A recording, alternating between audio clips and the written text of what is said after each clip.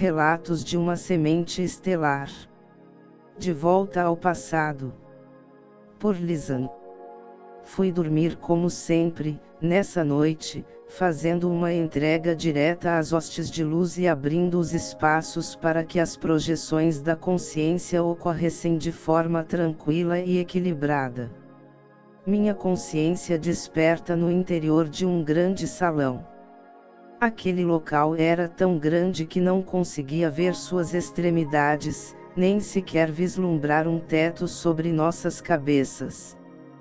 Parecia ser uma enorme sala de aulas, onde grupos e grupos de pessoas, a maioria jovens, todas vestidas de túnicas brancas, e eu sabia intuitivamente, em estudos experimentais onde eram discutidos os assuntos e tiradas as várias dúvidas que por acaso surgiam, pela equipe que estava transmitindo aquelas lições. Sob a minha supervisão estavam alguns grupos e eu, na medida do possível, dava assistência e esclarecia as questões que versavam sobre muita coisa. Numa dessas formas de esclarecimentos, uma jovem, que aparentava uns 25 anos aproximou-se e pediu alguns minutos do meu tempo para tirar suas dúvidas. Nos sentamos ao redor de uma pequena mesa com cadeiras e ela depositou no centro da mesa, um material que trazia nos braços. Eram como folhas onde estavam registrados os vários assuntos das suas dúvidas.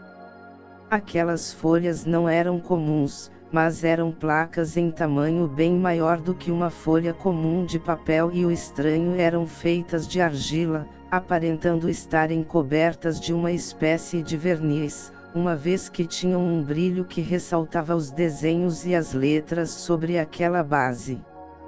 Tomando nas mãos algumas daquelas pesadas estruturas retangulares, fui buscando uma que falava principalmente do assunto que havia sido dado, há alguns minutos pelos mestres daquela aula. Observei que haviam muitos e diversificados assuntos como xamanismo, material de curas, magia, e outros, quando separei a tábua que correspondia ao que queria explicar a jovem.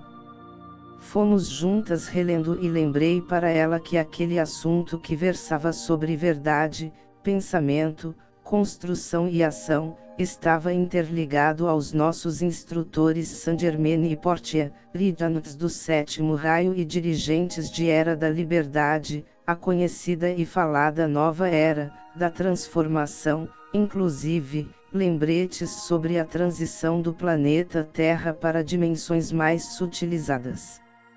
Lembrei para ela que a importância da cocriação absoluta, estava alicerçada em alguns pontos, pureza de pensamento, verdade e concentração total.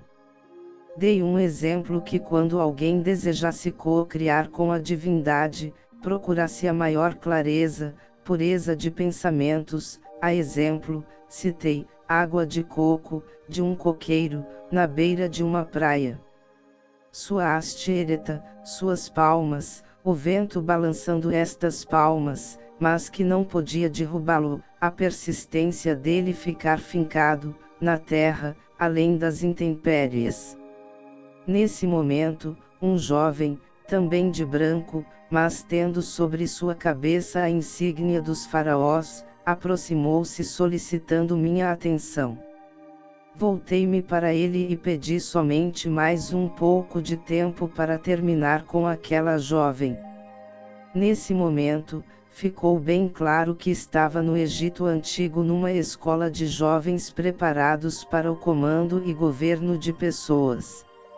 Aquele futuro faraó, se sentia à vontade para tirar suas dúvidas, com certeza, para uma melhor preparação ao cargo que estava à sua frente. Antes de concluir com a jovem, observei que naquela placa de cerâmica que estávamos repassando, a jovem havia feito algumas observações com uma espécie de tinta. Foi aí que percebi com quem estava falando. Aquela jovem era minha conhecida na vida atual. Consegui guardar minha surpresa e acrescentei para ela o paralelo do Yin e do Yang, onde estes dois polos, em qualquer criação, deveriam estar presentes e unidos. Falei da serpente, Kundalini, que estava muito mais associada a forças femininas e que a vontade era ligada às forças masculinas. Lembrei que as energias sonoras e as nuances coloridas entre o mestre e a mestra estavam em uníssono como numa melodia inefável de beleza, tom e cor. Fui devagar voltando ao corpo físico. Fiquei ainda por bastante tempo sem sair daquele êxtase, revendo os acontecimentos, para relembrá-los pela manhã. Naquele momento o relógio da parede marcava 2 horas da madrugada. O silêncio era total e pude ficar quieta até adormecer novamente. Acordei descansada e tranquila. Ao efetuar o trabalho noturno, com certeza havia recebido em troca as energias que precisamos para continuar no desempenho das tarefas do nosso plano divino na Terra ou em qualquer sistema que precisamos atuar como transmissores da luz. Que assim seja. Até o nosso próximo encontro. Grupo Haja Luz.